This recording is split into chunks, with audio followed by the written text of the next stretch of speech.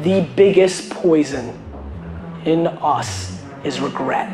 We only have one life. Life is there to be lived to the fullest. You only have one life. Use it well.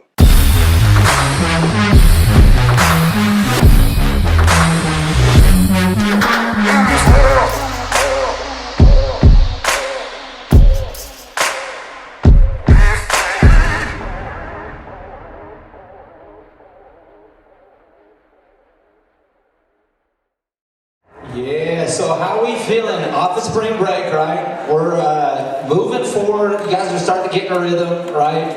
It's been raining though, that's been tough, but we've got March Madness, that's been exciting, right? You guys been enjoying that? I went on spring break, and I'm going to talk about that here in a minute as well. I know I'm a little bit older, but I still went on spring break, and I still enjoyed it. It was fun.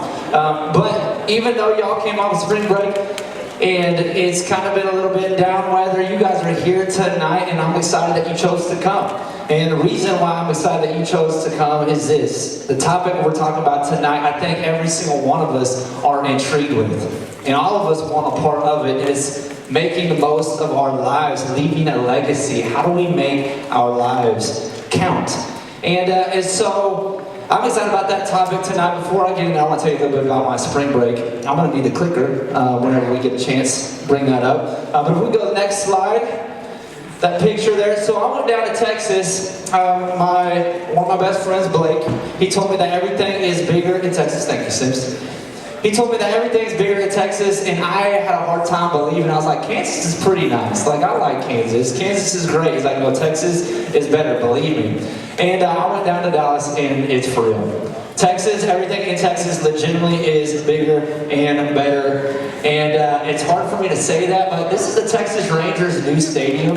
It's an indoor baseball field. That roof right there, it retracts. It's all one piece. It retracts all together at the exact same time. Every time they open that thing up, it costs $10,000. It costs $10,000 every time they open that up. Can you imagine, like, accidentally hitting a little flip? Like, hit the flip, like, oh, I'm sorry, my bad. That'd be 10 grand. I got 10 grand. Everything is bigger in Texas. We went to the Dallas Cowboys Stadium as well. Man, I don't know if have you guys been to AT&T Stadium? That thing is massive. It is unbelievable. You can literally fit the Statue of Liberty in that building. It's incredible. Everything is bigger in Texas. I also went golfing. Anybody golfers in here? Yeah, I went golfing, and this was the first one of the season, okay? And so sometimes you get beginners, like, it can go one of two ways. It can go one of two ways. Either you get beginner's luck and do really well, or it can go catastrophically wrong, okay? And so I'm just going to leave that up in there, a little bit of a cliffhanger. But me and my buddies, this Saturday, we went golfing, and we went to the practice green, started hitting. Everybody's better on the practice green. There's no pressure there. You're just kind of like chilling, hitting the golf ball. It's like, man, today's going to be a good day. And so I am the first one up, first tee box, and I'm warming up because, you know, you got to get those muscles back into the rhythm of things. So I was warming up. And I was feeling good. I was like, man, this is going to be a really good day. And let's just say this. I got up there. I was the first one to go. And I rear back. Great swing, great form, of course. And then I come down. And I strike the ball. And it's literally the cleanest strike I think I've ever hit in my entire life. I'm not kidding. I hit that ball so pure, and it was just, the trajectory of it was beautiful. It was just in the air. I was enamored. I looked over. I mean, we had that much time. It was that high in the sky. I looked over. From my perspective, the guys next to me were enamored as well. But it was in the air, and the problem is, where it was supposed to be landing, that's when it was hitting the pinnacle of its height. And so it was carrying a long ways.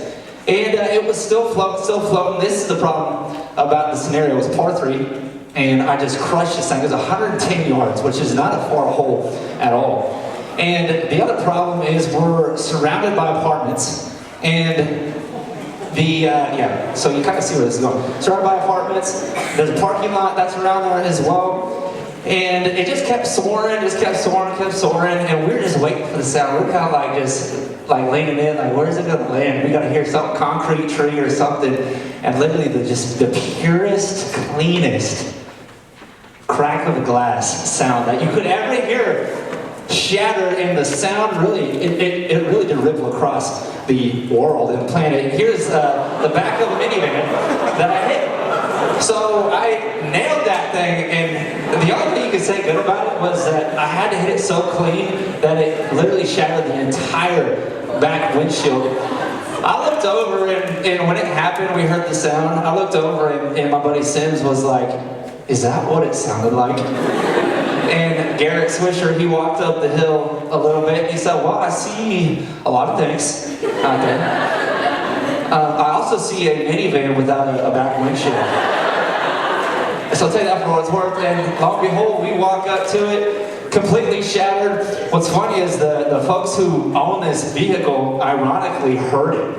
And they actually came outside, they kind of meandered outside. It was a couple and their little girl. And so she comes out there, and they're like, "Yeah, we thought we heard a wreck. We thought we heard a crash." And I was like, "No, that's just the ball hitting your window, you know. Sorry about that."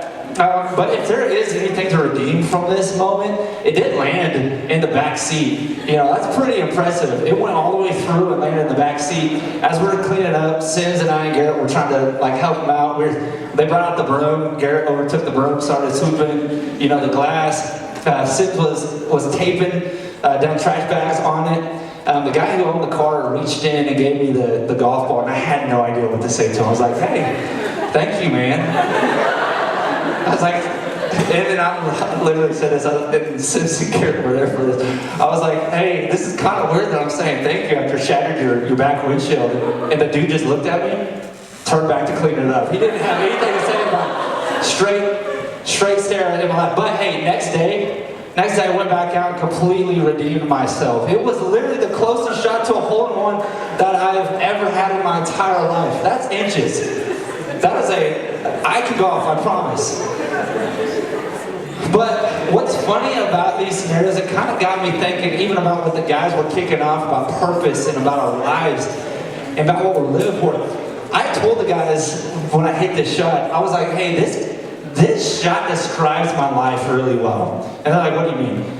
Man, I was kind of a guy of almost. I was like the guy who was known for hitting a baseball to the wall. I could hit the wall a lot, but I never hit a home run, not one time. They're like, "Oh yeah, you hit the wall a lot." That was an almost type of thing. I was a guy who, when I was in this, don't judge me for this, but I bowled a lot. I enjoyed it. It was fun. I wasn't in high school bowling or anything like that, but I was in a league. And I'm not saying this to brag. I'm just sharing this to show you that I am an almost type of guy. I got a 286, but I missed a 300, which is a perfect score, by one pin. The one pin struck all the way to the 9th frame, threw the ball, left the 10 pin, which is a very far right one, knocked it down and struck out. That's a 286 the way it multiplies out. I was almost a perfect score. And then I hit this, and I was like, dude, this just nails it in the coffin. I'm just an almost type of guy. I was kind of settled with this. I'm gonna be an almost type of guy for the rest of my life. I'm okay with that, you know? I'm okay with that. Just a little above average at everything that I do, okay? But it got me thinking about our lives. It's like, really, everything that I invested in, everything that I tried to build, everything that I gave myself to pre-college, really, it kind of ended up being just that for me, to be honest. And even when I succeeded, I still kind of got to the end of it, and I was like, man, that was almost enough. That was almost purposeful. That was almost ripple effects, legacy that I would like to see true in my life for the rest of my life, but really, just almost. But God doesn't want that to be true for us. God says very clearly that He made every single one of us very intentionally and with purpose, and wants to use our lives to have ripple effects that outlive us. And so, if you've been with us, we've been kind of focusing on this idea of one life. We got one life, one shot. What are we going to do with it? First half of the semester, we kind of focus on internally, our relationship with God growing in character. Second half, we want to kind of shift the focus outward. And how does God want us to interact and don't want that to spill. How does God want us to interact and engage with the other people around us? What does He want us to do with our life? What is our purpose for leaving us here? And I think we all have questions about our lives. We probably all ask this: what does it matter? Will it matter? And even if you've never asked that question to yourself, probably deep down in the heart of hearts, you're asking that question about school. You're asking that question about your direction in life. What is the purpose? What will it matter? Will it count? What will it count for? Will I have a lasting impact? Will there be a legacy with my life? I think a legacy, I gotta bring up this guy, okay? Unretired, officially, so he's back in the game. He's just making his legacy even that much greater. So hopefully I'm not polarizing the crowd here, but Tom Brady has a legacy working for him. He did an interview, some of you guys might have seen this, he did an interview when he was 27 years old after his third Super Bowl. The interviewer asked him, hey, are you satisfied with where you're at in life? Is what you've lived for right now, has that been enough? His response to that, I think, sheds a little bit of light. And actually, my boy Tom and I kind of relate. To him, it was just almost enough, but it wasn't enough. Check this out. He got asked about his satisfaction and purpose. Brady said, there's times where I'm not the person I want to be. Why do I have 3 Super Bowl rings and still think there's something greater out there for me? I mean, maybe a lot of people would say, hey man, this is what it is. I've reached my goal, my dream, my life. Me, I think it's got to be more than this. I mean, this can't be what it's all cracked up to be. I mean, I've done it. I'm 27, and what else is there for me? Well, Tom, you're going to have 4 more Super Bowls. You're going to retire, and then you're going to unretire, probably win another Super Bowl. So that is coming down the pipe. Don't get too bent out of shape, Tom. But the interviewer said this. What's the answer? And Tom said this. I wish I knew. I wish I knew.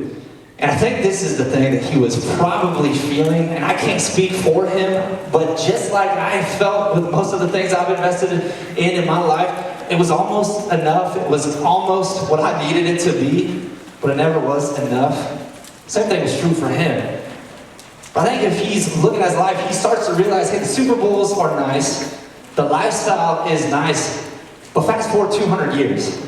Fast forward 300 years, people might know my name, but that's not impact. They might put me down in history, but that's not impact. What kind of legacy is a legacy without impact? Where lives aren't being changed? Where there isn't something better being done because of your life? People's lives, really, they're not being any different. They're not living any different because of the history or the trophies of the Super Bowl. Tom said this, I'd say this, live for impact that outlives you. Live for impact that outlives you. And I think one of the things I want to do tonight is kind of redefine greatness based off of how Jesus redefines greatness and what to live for purposefully. And I think the greatest way you can redefine greatness for you and live for impact that outlives you, biblically speaking, is to do this, is to invest in becoming a spiritual leader. Invest in becoming a spiritual leader. Spiritual leadership. What is spiritual leadership? I'm going to make it super simple for you. Spiritual leadership is this. It's leading and influencing others for Christ. Leading and influencing others for Christ. I'll make it even more simple. And this is probably oversimplifying it. But I want to do that for a reason. Because I think once we see what it really is, we can all understand that, hey, this is possible for every single one of us. Spiritual leadership is literally this. It's pointing someone to Jesus. It's helping them to grow once they've started to follow Jesus. And it's teaching them to do the exact same for someone else. And this is good news. This is good news. If this is what it means to live for something that outlives you, for impact that's going to last, for a legacy, that doesn't mean you have to be a theologian who's been in church studying for 50 years. It can be that person and someone who just started following Jesus yesterday. Because anybody can do this. Point someone to Jesus, help them to grow, teach them to do the same for someone else. And so when I'm talking about spiritual leadership, living for impact that outlives you, this is what I'm talking about right here. And so I've got a couple different things that I want to share with you guys tonight that I think will be motivators for us to live for this. It's all based off of what God has to say in His Word. And it does spell the word GO. It's an acronym, so if you like acronyms, then that was for you guys. If you don't, then just read the points. Hopefully those will stick out to you. But the first one is this. We should desire to live in light of what God says is going to have lasting impact because of this. The greatest of all time was a spiritual leader. And I'm talking about Jesus. Indisputably, throughout all of history, the person who's had the greatest impact on all of existence is Jesus himself. And our calendars are based around it. People's lives are being changed today. They were changed years ago. They will be changed in the future, all with the testimony of saying that this is a man who changed their life. There's power, there's impact. That's incredible impact, if you think about that. So the greatest of all time was a spiritual leader. So if that's the kind of impact that we're talking about, my argument is this, that if we want to live that kind of a life that has that kind of impact, we got to look to him. We got to look to that example and learn from him. And so let's just do that for a second. There's a scene where he's with his disciples, and his disciples ask this very arrogant question. But he doesn't get on them for being an arrogant question. He doesn't get on them at all. He actually wants to harness their ambition. He just wants to redefine it for them. So James and John are with them. These are his boys. And they ask him this question. Teacher, actually they don't even ask him a question. They command him. They say, Teacher, we want you to do for us whatever we ask. That's kind of a bold question. Imagine doing that with the President of the United States. You walk up to him, hey, we want you to do whatever we want. We want you to do for us whatever we ask. That's a bold question. But like I said, Jesus doesn't get on it. He likes the ambition. He just wants to redefine what greatness is for him. So he asks the question. He says, what do you want me to do for you? That's a pretty humble response from Jesus, who's got the authority, who's got the power, who's God in the flesh. What do you want me to do for you? And they go on and ask him, they say, hey, we want to sit at your right and at your left when you get into the political power that you're gonna be in here in the future. And so what they thought was going to happen when Jesus came into the world, Rome at that time was threatening them. They were having what's the word? Persecuting them. They were persecuting them. There was a lot of things going on with Rome at the time. So when Jesus came onto the scene, his followers thought that Jesus was going to overthrow this empire, and that when he overthrows the empire, James and John said, I want to sit right to your right and to your left. I want to be with you when you get into power.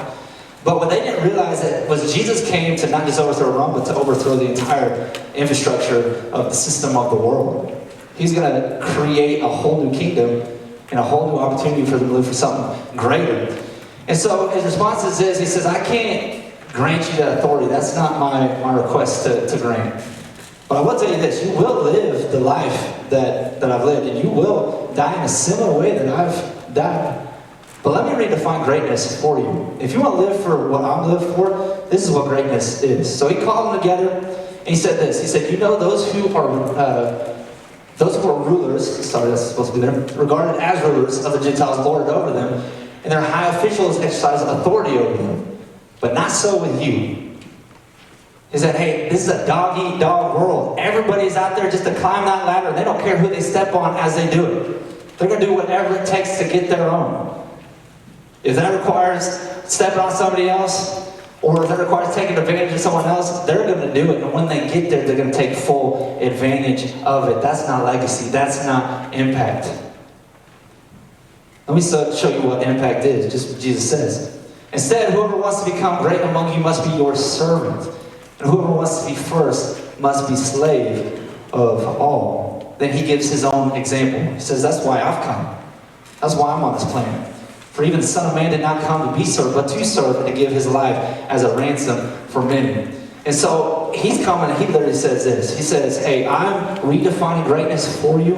It's not about yourself. It's not about self. It's about other people and impacting them spiritually. And you saw the picture already. We're about to go there. But if you're wanting to figure out, hey, how do I handle my finances well? If you're an entrepreneur, I love entrepreneurship. I've got a ton of entrepreneurial ideas. I would love to get them in front of some people just to give them thoughts. I had this idea of, it's an app called Loaded, and it's basically because I don't want to do my laundry. And so this is how it works. You become the middleman just like Uber, and somebody who wants to make money, and somebody who doesn't want to do their laundry, you just kind of load it, okay?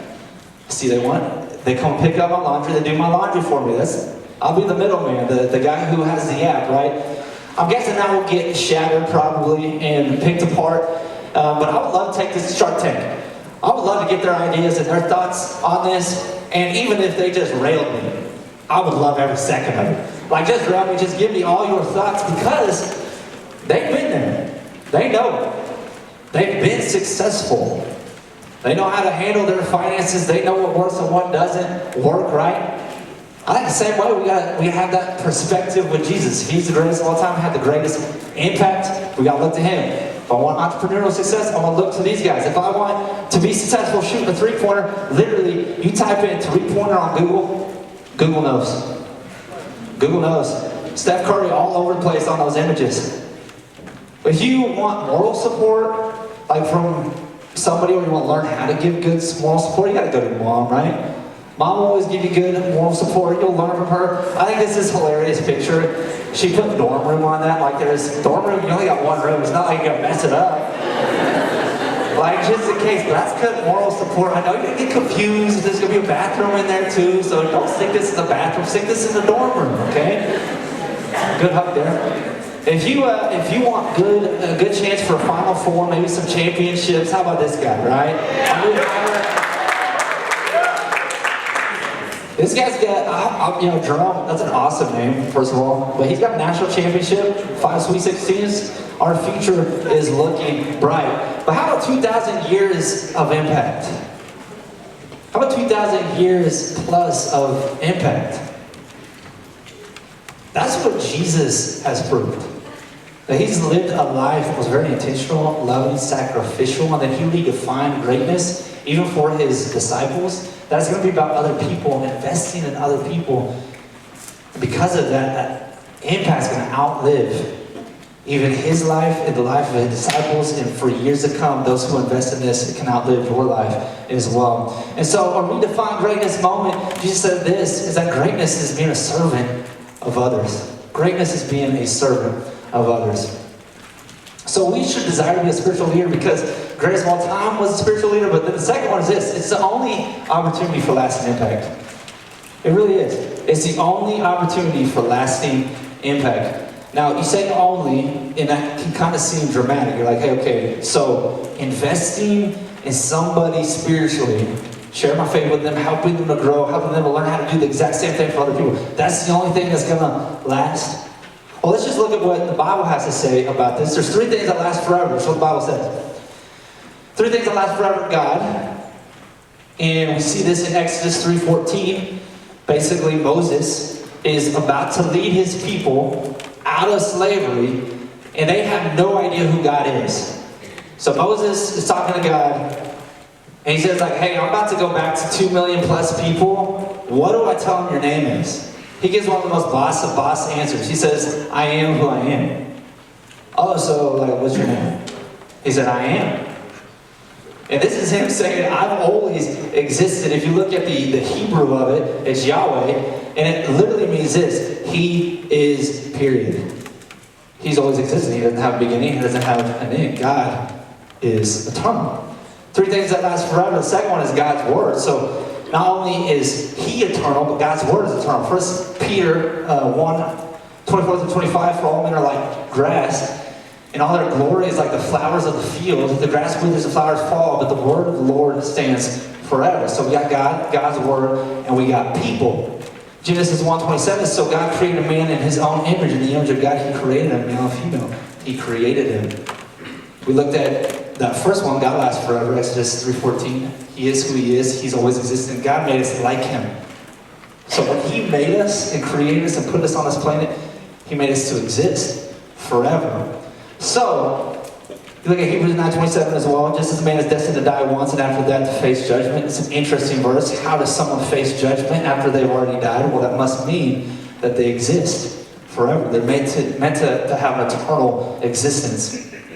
And so, you look at those 3 things through the lens of making an impact. Let's just go down the list.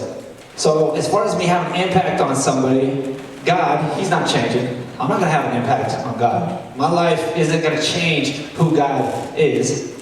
I do want to get to know Him. I do want to spend time with Him. Like, that's something I definitely want to do, but I'm not going to change God. How about God's Word?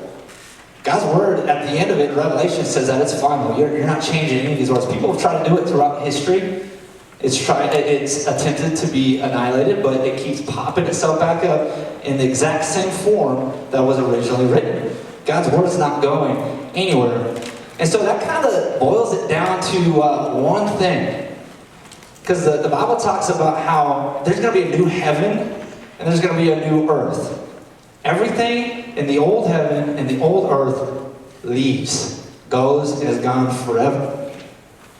But the only thing that surpasses that and makes it through that filter are these three things. And so God's saying this: if you want to have an impact that lasts, that has a legacy, He's giving us kind of one option here. It's either kind of live for whatever you want to live for, or you invest in people as a spiritual leader. It's kind of one of those two things. If you look at it, and what you build and what you invest in, it does matter. You think about the old Olympic stadiums.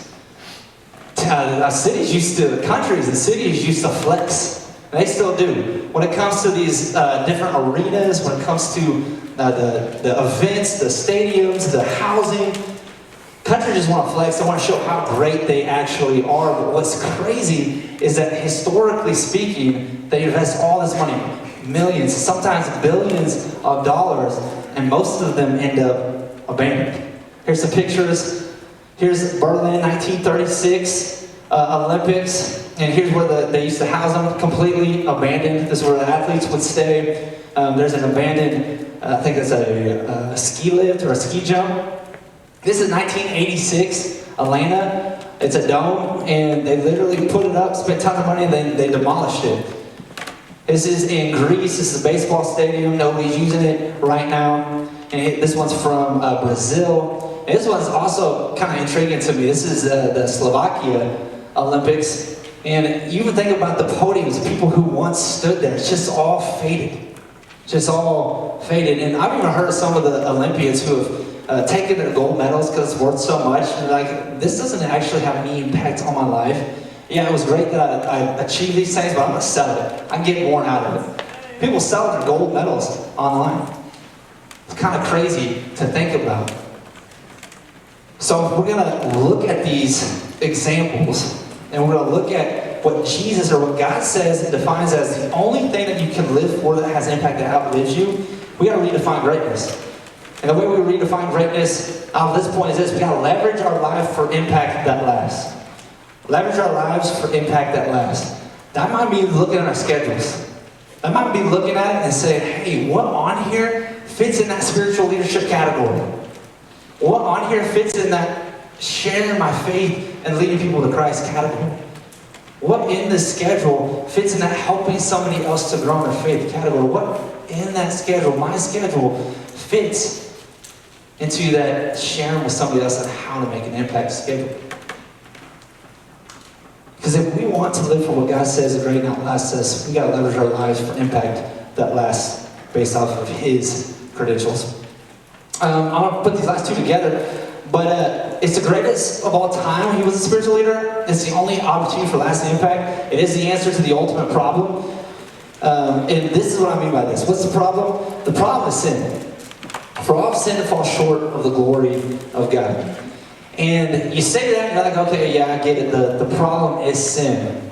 But you just got to stop for a second and think about all the negative things that are happening in the world, all the things that cause hurt, pain, sorrow, sadness, all the things that disappoint us, all the things that make you stop and ask the question, why is this going on? Those are just the tops of the flowers of the weeds to the core issue. The core issue is that we all departed from God and we decided to say, hey, you know what? We're going to do it our own way. So sin is the root issue. So if sin is the root issue, what's the solution to the problem? We're all broken. I don't know, I'll put that in there. Just broken like this window, okay? Matthew 9, 36 through 38. If there is a verse to memorize, to meditate, to study on when it comes to being a spiritual leader verses, I would choose this one. Look at it. Because it shows Jesus' heart for people, but it also shows you the solution, His solution to this sin problem. So it says this: when He saw the crowds, He had compassion on them because they were harassed and helpless like sheep without a shepherd. Then He said to His disciples, the harvest is plentiful, but the workers are few. asked the Lord of the harvest, therefore, to send out workers into the harvest field. He's looking out. He sees a problem. He sees what we see, even to this day. And he said the solution to this brokenness, to this sadness, to the disappointment that's going on, he said the solution isn't me snapping my finger. No, that's not the way I'm going to choose it. The solution is people. I'm going to send out people to impact people. God's plan A. People impacting people. You even see it in Matthew 4:19. Jesus calling his disciples to himself for the first time said, "Come follow me."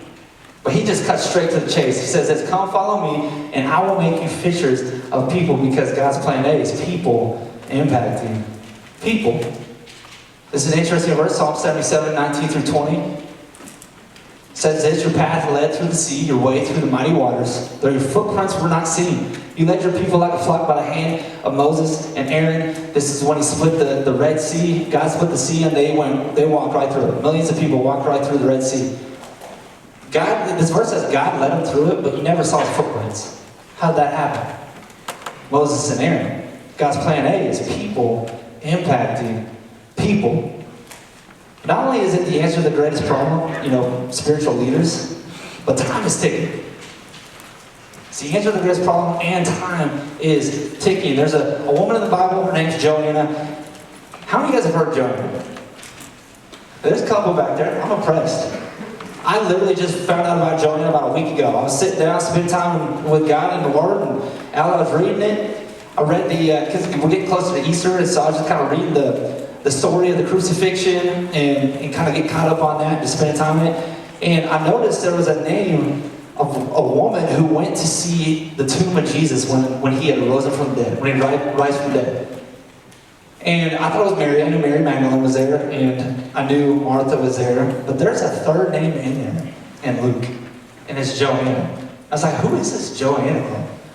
I found out that Joanna, in Luke 8, she's in one of the most prestigious spots possible. Her husband is basically the right-hand man to Herod, and Herod was the emperor of Rome. So he had all the control. He had everything you could ever ask, everything you could ever imagine, all the servants that he wanted, any lifestyle preferences that he wanted, he had it. And so because he had that, she probably had it too. But she realized pretty quickly that her time, it's not forever. Her time is ticking. She got sick. I think a lot of people who get sick, it's terminally. She got terminally sick. And so if something didn't happen, she was headed towards death. She was going to die. She knew her time was ticking. Somehow, in the midst of all that, Jesus shows up on the scene. She reaches out to Jesus. Jesus heals her. From that point on, all we know about her life, we don't know much about her life, but from that point on, she left all of it behind and she started following Jesus, serving him, learning from him, serving others. I want to read this about her because I thought it was interesting and relevant to us as well. So, Joanna, here she is right there. Although little is written about Joanna in the Bible, we can glean from just a few lines that the Lord was precious to her. She had the privilege of being one of the first people to share the good news of Christ's resurrection. Joanna was loyal, generous follower of Christ. She proves that the kingdom of heaven is accessible to all who are willing to give their lives in humble service to Jesus and to others. Kind of crazy to think about it. She shows up on the scene. They had heard for a while that there was going to be a Messiah. Jesus comes, he lives a perfect life, he goes to the cross, he dies. He said he's going to raise 3 days later, but they didn't know if that was going to be true or not. She was one of the first ones to show up on the scene. Saw the empty tomb, ran back to the disciples. She's one of the first ever in history to proclaim, to share the full gospel. The story that Jesus had actually rose from the dead. But the reason why I share this story is because I think about her life. Luke 24:10 is evidence that she does show up on the scene.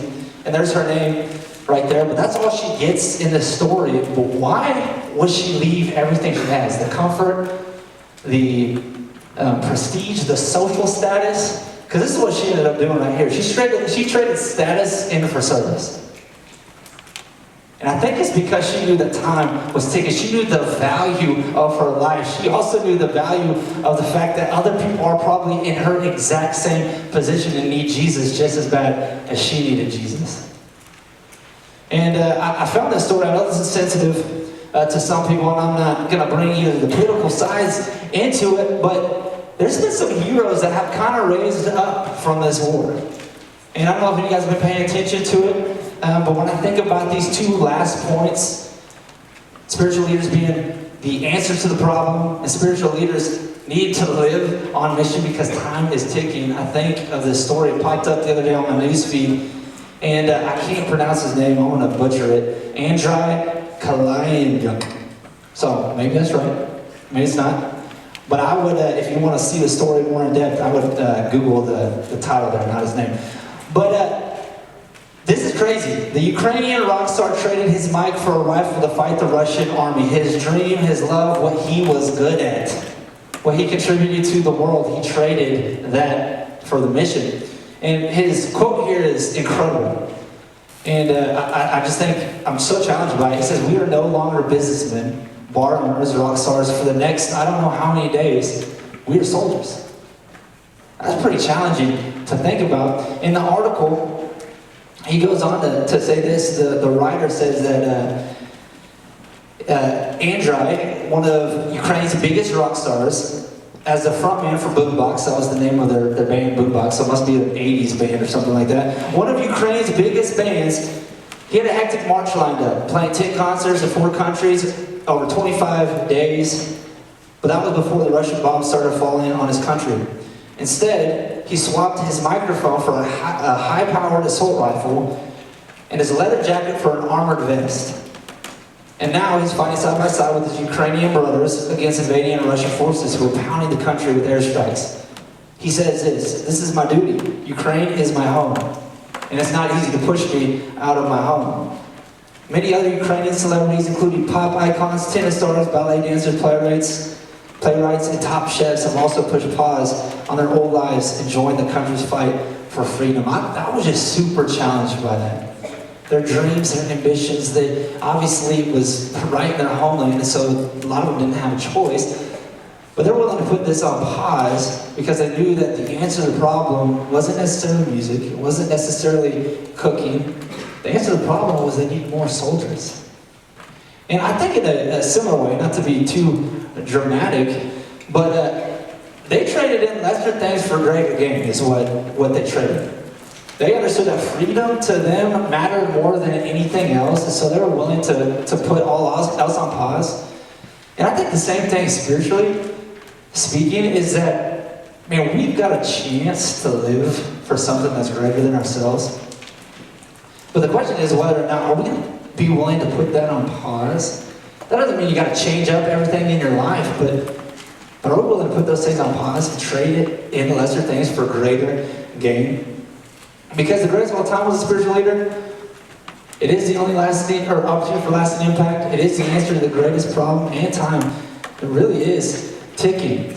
And so I wanted to share some of this stuff, but I also wanted to bring up a friend of mine and kind of allow you guys to hear his story of what this looked like for him and his life. It's another Jordan, so Jordans are taking on the stage. Go ahead and welcome up Jordan to the stage.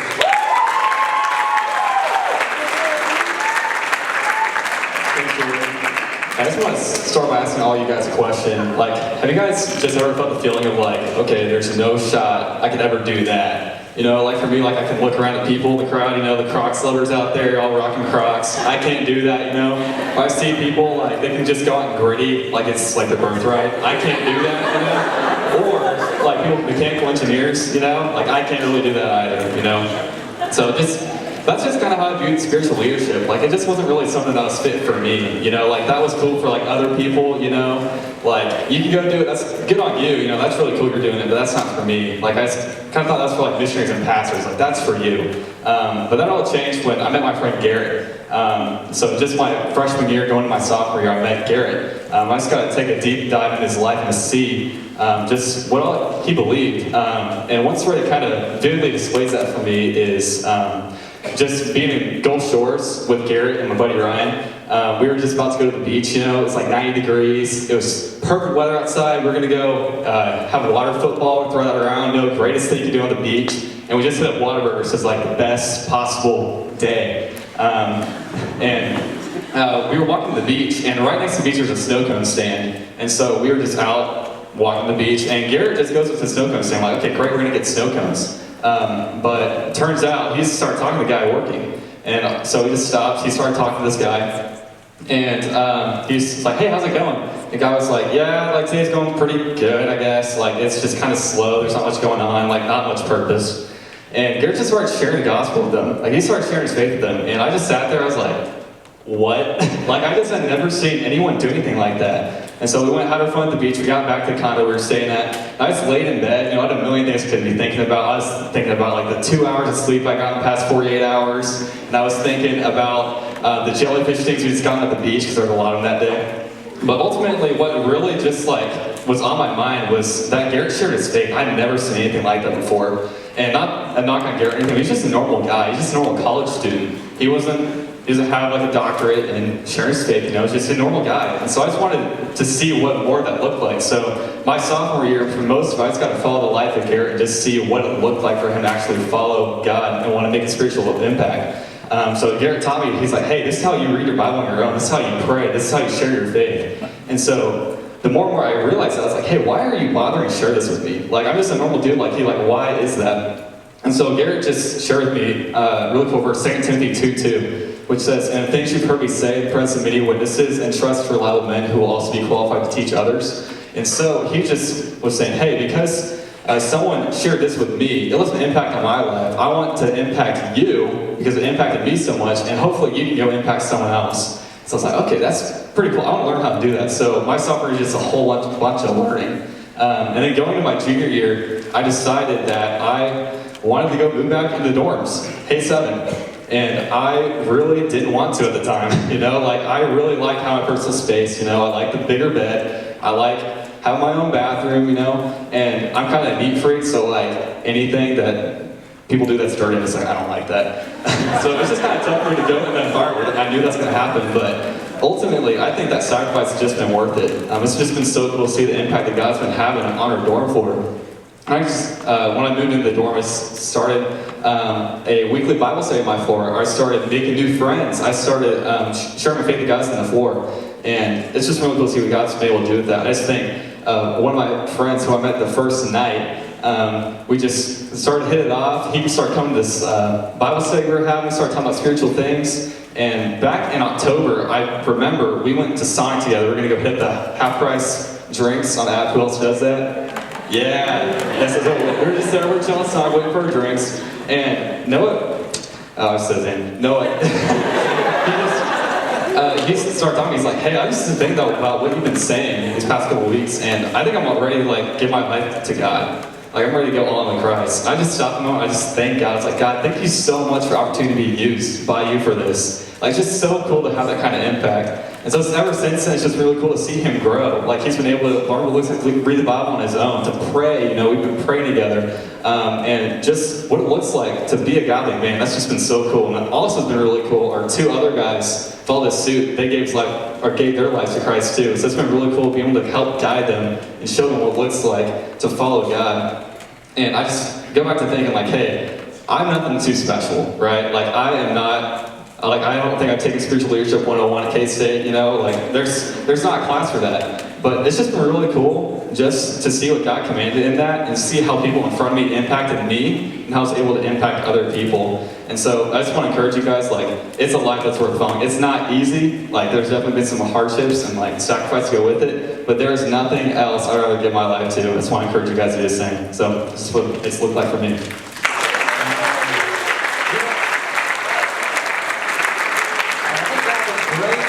Example of just stepping into it, going for it. You know, you said you're nothing special, but I think you're pretty special, man. You did a good job, man. Want to get in there and just do it. But how God can just use somebody who's just faithful. Really, the impact of the ripples of that, we can't even calculate that, what that's going to do. So thanks for sharing that, Jordan. I just wanted to kind of end right here. Where do we start? Listen to what Jordan just said. Those are great places to start. Look at the person in front of you who's doing it. And really just just emulate what they're doing. If you don't have that person in front of you, I'd say this: do whatever it takes to get training. Literally, do whatever it takes to get training. If this is, you got to take God at His word. If this is really the greatest thing you can live for and give your life to, somebody else, helping them to know Jesus and to mature and teach them to do something else, or the same thing as someone else, then I'll do whatever it takes to get good at it. I'll be the best I can at this. If this is what's going to last, and this is the answer to the problem. And I would say this, shameless plug right here, Kaleo is literally designed for this. If you're going, I'm so pumped for you. Like, I really am. I think you're going to be trained in how to do this. We're really wanting to come back. You're going to be very confident in doing this and living a life to make an impact. If you're considering, I would say really, really consider. Kaleo is literally designed for you to develop and to be trained in order to learn how to live in a way that's going to have the greatest impact, in a way that God defines it. So give it a shot, give it a chance, be trained at Kaleo. I think leverage where God has you. And so I could share this and people will be like, hey, you know what, I think I just got to get rid of everything in my life. Maybe there's some things that God wants you to get rid of, but maybe He just wants you to look around and say, hey, I've got a really cool platform where I'm at living in the dorms. Maybe I got a cool platform on the football team. Football's great and I love it and God made me good at it, thank the Lord, you know. But that's not going to last, but maybe the people around me, maybe He wants me to impact them. Maybe He's using your platform to impact other people. And I would say this too, if you want to have the greatest impact, think even on a strategic level. Think about where you're living, and this goes beyond college. It's like, yeah, you can be used anywhere, you really could. But there's probably more strategic spots where you can be used greater. And God can do some awesome things through that. And so think about areas where it'd be a strategic spot to live, even outside of college. It's like if you want to impact a community, a certain community, get a house in that community. You know, if you want to impact a certain college or a certain school, high school, whatever it may be, gym, live by that gym, live strategically, leverage where God has you. And just like Jordan was talking about, just go for it. Then give it a shot. You don't got to be a scholar. You just got to know Jesus and emulate the person in front of you and give it a shot. God will use it. And then I just want to kind of reemphasize this: trade in lesser things for greater gain. And so hopefully those are some helpful starting points for some of you guys. And we've shared a lot tonight, and this is kind of a bigger topic, but I do think it's an important one. So we just want to take some time to let y'all discuss it here for a few seconds. And so talk about it. Which of these 4 reasons for being a spiritual leader is most compelling to you? Talk with the people around you, and then we'll have an MC come and wrap it up.